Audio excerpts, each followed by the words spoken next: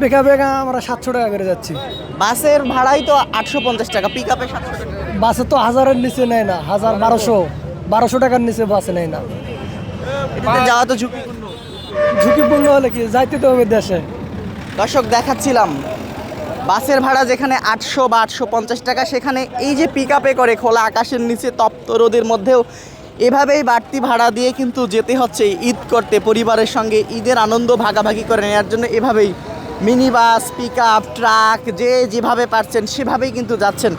এখন আমরা গাবতলী পর্বত এলাকায় রয়েছি এবং এখানকার পরিস্থিতি আপনাদেরকে যদি বলি, এখানে কিন্তু বাড়তি ভাড়ার অভিযোগ রয়েছে, প্রত্যেকটি যাত্রীর কাছেই বাড়তি ভাড়ার অভিযোগ রয়েছে। তারা বলছেন যে বাসে করে বাড়তি ভাড়া দিয়ে যাওয়ার মতো পরিস্থিতি নেই তাদের, এ কারণেই বাধ্য হয়ে এই পিক আপগুলোতে করে, মিনি বাসে করে, ট্রাকে করে। এই যে আরেকটি বিষয় আপনাদেরকে যদি দেখাই, ঢাকার যে লোকাল বাসগুলো রয়েছে এগুলো কিন্তু ঈদে দূরপাল্লার যাত্রী পরিবহন নিষিদ্ধ, দূরপাল্লার যাত্রী পরিবহন করতে পারবে না তারা, তবুও তারা দূরপাল্লার দিকে যাচ্ছে, যাত্রী নিয়ে বাড়তি ভাড়া নেওয়া হচ্ছে। এমনটি কিন্তু প্রত্যেকটি যাত্রীর ক্ষেত্রেই আমরা অভিযোগ পেয়েছি। তারা বলছেন যে আজকে 800 টাকার ভাড়া 1200 বা 1500 টাকা করে চাওয়া হচ্ছে যাত্রীদের কাছে, এমনটি কিন্তু অভিযোগ করেছেন গাবতলীতে যারা রয়েছেন, তারা এই অভিযোগগুলো করেছেন। একটু কথা বলবেন, কি অবস্থা, পাচ্ছেন না নাকি গাড়ি?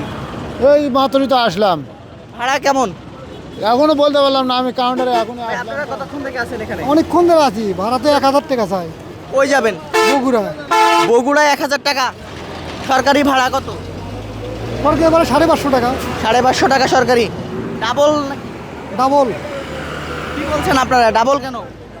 ওরা তো কথাই বলে না, ওরা তো কথাই বলে না। আপনি কোথায় যাবেন? আমি দিনাজপুরে যাব। দিনাজপুরে কত ভাড়া আপনার? 1500 টাকা চাই। 1500 টাকাতে দিনাজপুর যাওয়া যাবে কোন? সরকারি ভাড়া কত?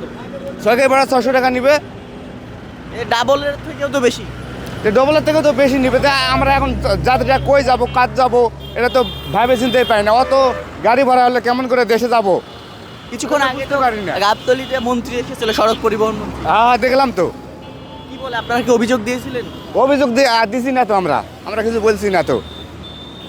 আপনারা কিছু কাউকে অভিযোগ দেন এখনো না? না এখনো কাউকে। এই যে এখানে দেখলাম যে পুলিশ, ট্রাফিক আছে, সবাই আছে, তাদেরকে কিছু বলছেন না বাড়তি ভাড়ার জন্য? বাড়তি ভাড়ার জন্য বললে অর্ধেক বললে ওরা নোক কথা, ওরা কিছু বলে না তো, আমরা কি বলবো? দেখাচ্ছিলাম প্রত্যেকটি যাত্রীর কিন্তু একই অভিযোগ, ডাবল ভাড়া নেওয়া হচ্ছে, কোথাও কোথাও আবার ডাবলেরও বেশি ভাড়া হাঁকা হচ্ছে এই যাত্রীদের কাছ থেকে। আজকে গাবতলীতে প্রচুর চাপ বেড়েছে এই ঈদ কেন্দ্রিক এই যাত্রার, আজকেই মনে হয় সব থেকে বেশি চাপ মনে হচ্ছে গাবতলীতে।